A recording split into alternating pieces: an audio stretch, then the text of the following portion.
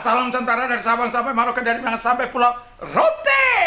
Mantalah iman kita, mantalah kasih kita, mantalah pengharapan kita. Tentunya dalam Yesus Kristus menjadi Tuhan dan Juru Selamat kita dan Juru Selamat dunia. Jangan katakan bahwa Yesus bukan Tuhan, jangan katakan pula bahwa Yesus bukan Juru Selamat. Dia adalah Tuhan, Dia adalah Juru Selamat. Kalau engkau percaya, engkau akan diselamatkan. Engkau tidak percaya, engkau akan dihukum. Haleluya. Puji nama Tuhan. Itu dalam Yohanes 3 ayat 36, Yohanes 14 ayat 6. Yesus sudah berkata, akulah jalan dan kebenaran dan hidup. Tiada seorang sampai kepada Allah kalau tidak melalui aku. Wah, mantap. Dan dalam Kisah Rasul 4 ayat 12 Petrus mengatakan, dan keselamatan tidak ada dalam siapapun juga selain dalam Dia Yesus Kristus, karena di bawah kolong langit tidak ada nama lain yang diberikan kepada manusia yang olehnya kita diselamatkan. Wow. Dan satu lagi ya, Paulus mengatakan dalam Kisah Rasul 16 ayat yang ke-31, dia berkata, percayalah kepada Tuhan Yesus Kristus, maka engkau akan diselamatkan, engkau dan seisi rumahmu. Mantap. Damai sejahtera Allah yang melampaui segala akal akan melihat hati dan pikiran kita mulai saat ini sampai selama-lamanya. Doa dan harapan saya, kita senantiasa menikmati kekuatan Tuhan, kekuatan firman, kekuatan Roh Kudus, kekuatan doa di hari Sabtu ini ya. Kiranya Tuhan terus memberkati kita dan menolong kita untuk terus beraktivitas di pagi hari ini sampai nanti sore hari. Kiranya Tuhan memberkati. Dan juga saya mau katakan kepada kita, sebelum kita mendengarkan firman Allah, mari kita berdoa. Terima kasih Tuhan, biarkan kami hidup dalam penyerahan total kepada kasih Kristus. Dalam nama Yesus kami bersyukur dan berdoa. Haleluya. Amin. Saya akan membacakan 2 Korintus 5 ayat 13 sampai dengan 15. Sebab jika kami tidak menguasai diri, hal itu adalah dalam pelayanan Allah, dan jika kami menguasai diri, hal itu adalah untuk kepentingan kamu. Sebab kasih Kristus yang menguasai kami, karena kami telah mengerti bahwa jika satu orang sudah mati untuk semua orang, maka mereka semua sudah mati. Dan Kristus telah mati untuk semua orang, supaya mereka yang hidup tidak lagi hidup untuk dirinya sendiri, tapi untuk Dia yang telah mati dan telah dibangkitkan untuk mereka. Haleluya. Dan tema kita adalah penyerahan total kepada Kristus. Gampang? Tentu tidak. Tapi sebagai orang-orang yang percaya kepada Kristus, saya maka katakan kita harus betul-betul menyerahkan diri kita, menyerahkan hidup kita ke dalam kasih dan kuasa Tuhan, supaya Tuhan dinyatakan di dalam segala pelayanan kita. Sebagaimana Paulus melayani di Korintus, kita tahu banyak mujizat, ada hal-hal yang luar biasa, karunia-karunia Allah yang bekerja luar biasa. Tentu kita mengharapkan sebagai pelayan-pelayan Tuhan, mengharapkan hal-hal besar akan terjadi melalui pelayanan kita. Tentu kita harus melakukan sebagaimana yang Paulus lakukan dalam kehidupannya sebagai orang yang telah menyerahkan hidupnya secara total kepada Kristus. Nah, orang percaya yang hidup dalam penyerahan total kepada Kristus adalah orang percaya yang hidup dalam penguasaan diri. Jadi dia bukan hidup sembrono, dia bukan hidup tanpa etika, dia hidup dengan etika. Kalau orang hidup dengan etika, dia akan menghargai hal-hal yang berlaku. Kalau orang hidup dalam pengendalian atau penguasaan diri, dia akan hidup mengalami kenikmatan dari Tuhan. Itu sebabnya kita tidak bisa mengendalikan diri kita ini tanpa Tuhan, tanpa Roh Kudus, tanpa firman. Itulah sebabnya kita perlu membangun relasi kita kepada Tuhan, hubungan kita dengan Tuhan. Supaya apa? Hadirat Allah, kekuatan Tuhan, kuasa Tuhan mengalir dalam hidup kita. Kemampuan yang dari Tuhan itu mengalir dalam hidup kita untuk kita bisa mengendalikan diri kita. Jangan seperti kuda yang harus dikendalikan dengan kekang. Tapi kita harus hidup dikendalikan oleh karena Tuhan. bukan karena dipaksa atau terpaksa, tapi karena ada kesenangan yang luar biasa, kedamaian yang sangat luar biasa ketika kita hidup dalam kendali Allah. Dan saya bersyukur kalau Tuhan itu Tuhan yang mau menolong saya untuk hidup dalam penguasaan diri, karena salah satu buah roh yang Tuhan anugerahkan kepada kita adalah pengendalian diri. Dari 9 buah roh, kasih, sukacita, damai sejahtera, kebaikan, kemurahan, kesetiaan, kelemah lembutan, penguasaan diri. Ada 9 buah roh yang dianugerahkan kepada kita. Dan pengendalian diri itu dibutuhkan oleh semua orang, termasuk oleh rasul-rasul. Dan mereka betul-betul hidup dalam pengendalian diri yang kuat dari Tuhan. Itu sebabnya begitu luar biasanya mereka dalam pelayanan ini. Mereka bisa menjadi teladan, dan mereka bisa memberikan dampak bagi bangsa-bangsa bahkan. Kadangkala ketika saya mengingat ini semua, membaca, merenungkan firman Allah, saya katakan, Tuhan, kami beritakan firman-Mu. Kiranya Tuhan meneguhkan firman-Mu. Kalau kita baca dalam Kisah Rasul 14 ayat 3, di mana Tuhan meneguhkan firman Allah itu dengan tanda-tanda yang heran. Tuhan menguatkan berita itu dengan kasih karunia. Melalui apa? Melalui kuasa yang dianugerahkan kepada murid-murid atau kepada Paulus dan Barnabas pada waktu itu, dengan Silas pada waktu itu, sehingga mereka melayani dengan penuh percaya diri, dan karena itu mereka bisa dapat mengendalikan diri. Dan kemudian yang kedua adalah hidup dalam kasih Kristus.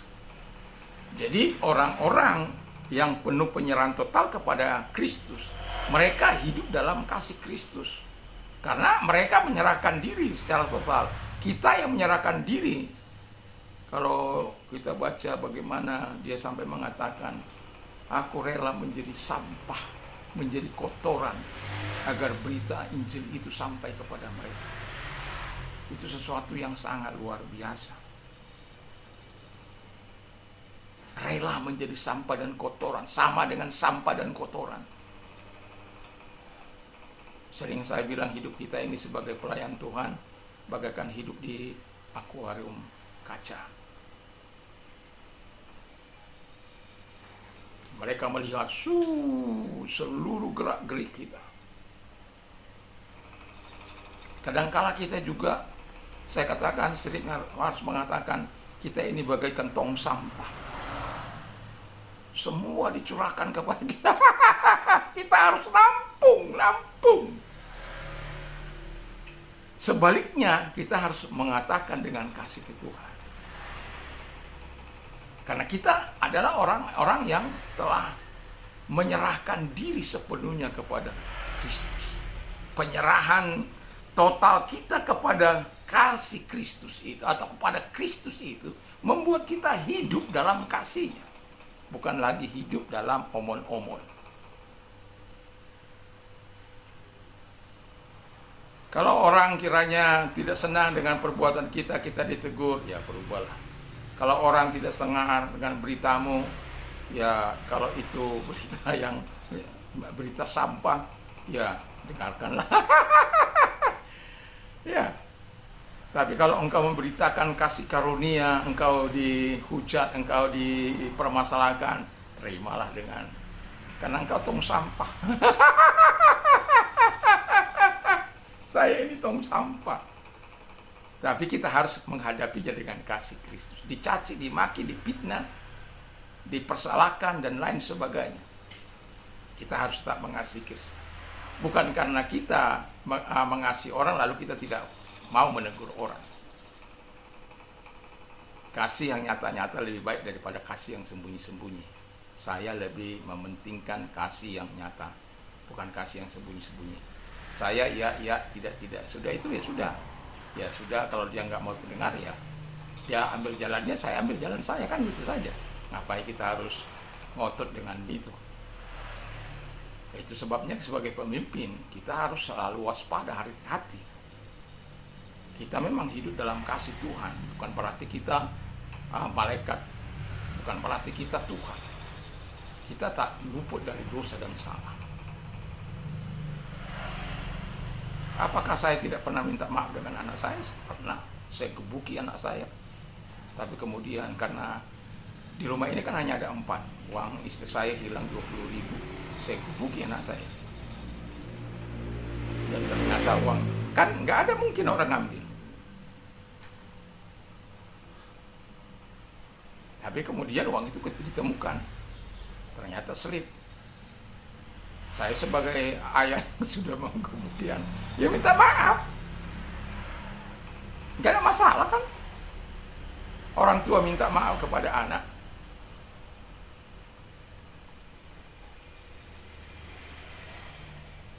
Karena apa? Kita hidup dalam kasih Kristus, bukan berarti dalam hak kasih.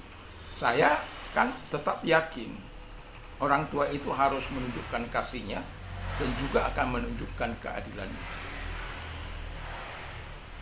Anak waktu salah ya harus dihukum, ada penaltinya. Tuhan juga kalau kita salah ada penaltinya. Tapi kita tidak hidup dalam kasih seperti polisi, hanya adil. Tapi kita juga harus kasih. Kasih dan keadilan harus ada dalam kehidupan sebagai orang percaya. Kita tidak akan membiarkan kejahatan merajalela, dan kita harus berjuang untuk menunjukkan keadilan dan menunjukkan kasih itu di tengah-tengah dunia ini. Dan yang terakhir, penyerahan total kepada Kristus. Orang percaya yang hidup dalam penyerahan total kepada Kristus adalah orang percaya yang hidup bagi Tuhan. Haleluya. Hidup kita bagi siapa? Bagi harta? Bagi anak kita? Hidup kita itu bagi siapa? Bagi Tuhan. Ya, semoga kita hidup bagi Tuhan. Ya itu yang seharusnya kita lakukan. Hidup bagi Tuhan. Kalau hidup bagi Tuhan, kita tidak akan serakah seperti banker-banker kita. Dipercayakan uang negara, uang rakyat kepada mereka, bukan mereka salurkan melalui kredit-kredit yang harusnya mempermudah. Saya katakan kemarin itu bagaimana Vietnam untuk membangkitkan ekonomi mereka sehingga bertumbuh 8%. Pak Prabowo kan mengharapkan pertumbuhan ekonomi kita 8%. Dan Bank Sentral sejalan dengan pemerintah. Bank kita ini enggak. Sudah dikucurkan uang 200 triliun, tetapi kembali lagi ke Bank Sentral. Dan ketika kembali uang sentral itu, maka rakyat yang sudah memang ngos-ngosan, tambah ngos-ngosan karena kering. Orang yang tadinya usaha begitu lancar karena perputaran ekonomi yang begitu baik, tapi kemudian dengan situasi kondisi yang ada, ya memang bukan negara kita saja. Negara Cina yang kuat saja kolaps, Amerika juga kolaps. Dalam arti, ya sudah banyak negara yang kolaps saat ini. Amerika masih dalam tahap-tahap. Venezuela kolaps, Iran apalagi. Ada banyak negara-negara yang sedang mengalami degradasi. Tapi kita sebagai orang yang percaya kepada Tuhan, mari hidup kita itu bagi Tuhan. Jangan bagi dunia. Kalau hidup kita bagi Tuhan, selalu ada jalan yang Tuhan berikan. Sehingga kita tidak serakah. Kalau Tuhan percayakan kita sesuatu yang lebih banyak, salurkan itu untuk kebaikan. Saya mau katakan, ketika engkau berbuat sesuatu atas nama Tuhan, yang kau cintai, yang kau kasihi, hidupmu akan mengalami kebahagiaan yang sejati. Ketika engkau melakukan, hidupmu melakukan apa yang baik dan benar, mau mendukung orang-orang yang susah atas nama kasih Tuhan dengan tulus, engkau akan menikmati segala pertolongan dan kuasanya. Engkau tidak akan kekurangan. Engkau bahkan dengan Allah kita katakan, engkau tabur, engkau akan menuai lebih banyak. Semoga kita adalah orang-orang yang penyerahan total kepada kepada Kristus itu, penyerahan diri kita secara total kepada Kristus itu betul-betul kita lakukan dengan dimana kita hidup dalam penguasaan diri, hidup dalam kasih Kristus, hidup bagi Tuhan saja. Jadi kalau kita hidup bagi Tuhan saja, kita akan menikmati segala yang baik, yang indah. Dan kita tidak akan dibawa kepada keserakahan. Keserakahan akan membuat orang nggak pernah cukup. Seperti orang minum air laut, dia tidak akan pernah hilang rasa hausnya. Dia akan terus minum dan minum. Demikian orang yang hidup dalam keserakahan. Walaupun sudah banyak hartanya, dia akan selalu mau korupsi dan korupsi. Kalau kekayaanmu halal, itu no problem. Tapi kalau kekayaanmu itu menghancurkan bangsa, menghancurkan hidup orang lain, itu berbahaya. Dan bertobat kalau engkau melakukan itu. Sebagai pemimpin-pemimpin yang diamanahkan, berjalanlah sebagaimana yang Tuhan kehendaki. Uang tidak akan kau bawa mati. 1 rupiah pun gak bisa kau bawa mati hartamu itu. Memang generasimu akan menikmati, tetapi sampai kapan generasimu bisa menikmati? Kalau engkau sudah menabur dengan kejahatan, anak-anakmu akan penuh dengan kejahatan. Mungkin setelah engkau mati, mereka akan bertikai satu dengan yang lain. Mereka akan menghancurkan satu dengan yang lain. Karena apa? Hartanya yang kau wariskan tidak kau peroleh dengan hasil yang halal, dengan hasil keringatmu. Jadi kalau orang yang hidup dalam penyerahan diri kepada Tuhan, dia tidak akan melakukan itu. Lebih baik hidup berpadanan dengan apa yang Tuhan katakan, tapi selaras dengan hati Tuhan. Penyerahan total itu intinya adalah penyerahan diri kepada Tuhan, menyelaraskan hati, pikiran, perbuatan sesuai dengan firman Tuhan. Semoga kita menjadi orang-orang yang menyelaraskan hati kita, karena kita adalah orang-orang yang punya penyerahan kepada Kristus. Tuhan Yesus memberkati. Mari kita tunduk kepala dan kita berdoa. Terima kasih Tuhan bahwa Engkau adalah Allah yang hidup, Allah yang berkuasa, yang senantiasa menyatakan kasih-Mu. Dan biarlah penyerahan hidup kami kepada Kristus akan membawa dampak bagi kami, bagi kota kami, bagi jemaat-Mu, bagi lingkungan kami, bagi bangsa kami. Terima kasih. Dan kalau engkau sedang sakit, apapun sakit penyakitmu, dalam nama Yesus, arahkan tangan kepada Tuhan. Mari kita berdoa. Lihat tangan-tangan yang diarahkan kepadamu Tuhan, dan kau tumpangkan tangan atas mereka, karena engkau tidak mengenal jarak, ruang maupun waktu. Dalam nama Yesus, segala sakit penyakit yang mereka derita, aku perintahkan dalam keluar, sembuhkan mereka Tuhan, dalam nama Yesus. Terima kasih, kami percaya kebaikan Tuhan datang kepada mereka. Dan kalau engkau sedang mengalami beban berat, Yesus berkata, marilah kepada aku, hai kamu yang letih lesu dan beban berat, aku akan memberikan kelegaan bagimu. Mau engkau mengalami kelegaan, mau engkau mengalami kekuatan Tuhan, mau mengalami kesenangan Tuhan, serahkan semua kepada Tuhan. Mari kita berdoa. Lihat tangan-tangan yang diarahkan kepada Tuhan, menyerahkan hidup mereka kepadamu, dan sebagaimana janji-Mu Tuhan, engkau melegakan, menyenangkan hati mereka, mencukupkan kebutuhan mereka, menjawab doa-doa mereka. Dalam nama Yesus Kristus kami bersyukur dan kami berdoa. Haleluya. Amin. Puji nama Tuhan. Selamat sore, dan kalau kita nanti istirahat, jangan lupa untuk berdoa, baca firman Allah, dan memperkatakan firman Allah.